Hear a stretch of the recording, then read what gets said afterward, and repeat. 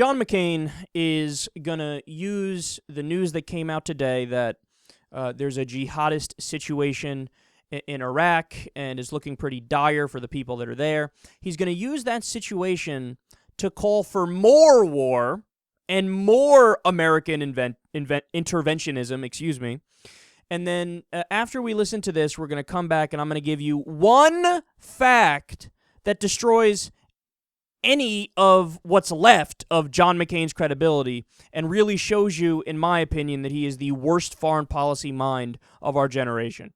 We see this all now torn asunder because of a policy of withdrawal without victory. And when those withdrawals and that policy was being orchestrated, the senator from South Carolina and I and others stood up and said, please don't do this. Please leave a small force behind in Iraq. We are begging now, please leave a small force behind in Afghanistan. The Afghans have no air capabilities. The Taliban will come back.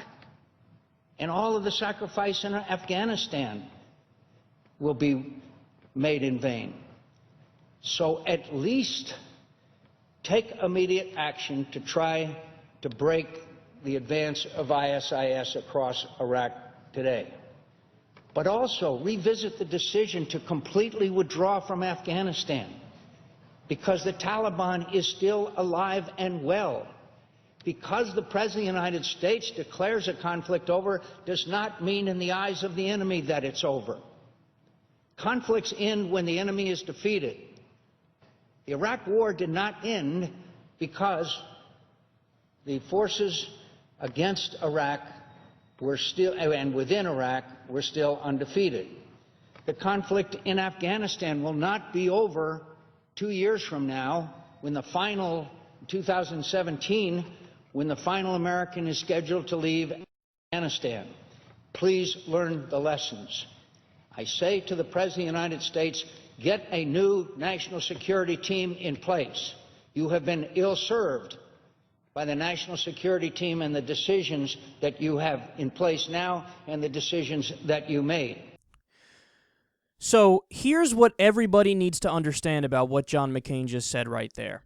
He's arguing for intervention in Iraq because, like we just discussed in the last previous segments, ISIS, which is a jihadist faction, even more extreme than Al-Qaeda, okay? Al-Qaeda even disavowed them because they're that extreme. He's saying, oh my God, what are we doing? We totally need to go in there. We totally need more war. We totally need to attack them. This is really fucked up, man. Obama's foreign policy is terrible. You see, he's letting these guys run around all crazy and kill people. These ISIS guys are bad news. You ready for the fact that's going to blow your fucking socks off? It wasn't that long ago that John McCain was arguing for intervention in Syria. You remember that? It was him and Lindsey Graham and a few others, John Kerry. They were the biggest voices in favor. Yes, let's go into Syria. We have to topple Assad. We need to do it right now, right now, right now, right now. You know who else was fighting to topple Assad? A little group called ISIS. You know what that means? John McCain, who thinks he's such a foreign policy genius, he was arguing just a few months ago to go into Syria and fight alongside, as allies with, ISIS. In fact, this dunce was arguing to arm the rebels in Syria, okay? The rebels in Syria, they're made up of FSA, the Free Syrian Army. Some of them are secular, but still some of them are Islamic radicals. ISIS, Al-Nusra Front, Al-Qaeda, and the Kurds in the north. So it's a big, soup of all these different groups that are trying to topple Assad. But John McCain had no problem saying, well, let's fight alongside of ISIS with them as our allies to try to topple Assad. But now a few months later, all of a sudden now he wants to attack ISIS. So in other words, John McCain just wants to attack everybody. He just wants to attack everybody. So he wanted to get involved in Syria, fight alongside people who he would later fight against. Is there anybody you don't want to attack John McCain?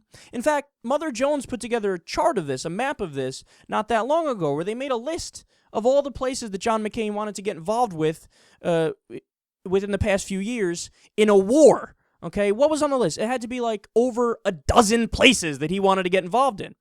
John, you're just a silly person, man. You're not a deep thinker. Your answer to everything is war. Your answer to everything is war. He said, he's screaming like, why don't you get it, Mr. President? The Taliban is going to come back if we withdraw. John, the Taliban is always going to come back. Why? Because they live in the area. There's nothing we could do that would ever stop them completely from coming back. Okay? You just can't do it. We'd have to stay there forever, which is maybe what he's arguing for. Who knows?